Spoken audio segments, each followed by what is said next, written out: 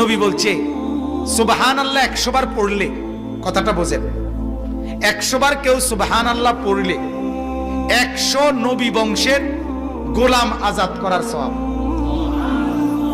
আলহামদুলিল্লাহ 100 বার পড়লে আল্লাহর নবী বলেন 100 ঘোড়া আল্লাহর রাস্তায় যুদ্ধের জন্য দান করার সওয়াব। 100 বার আল্লাহু আকবার পড়লে আল্লাহর নবী বলেন 100 উট হজ্জের মধ্যে আল্লাহর রাস্তায় কোরবানি করার সওয়াব। কয়টার সওয়াব কইলাম? সুবহানাল্লাহ, আলহামদুলিল্লাহ, আল্লাহু আকবার। এরপরে নবী বলেন 100 বার যে পড়বে লা ইলাহা ইল্লাল্লাহ, বলেন, আবার বলেন,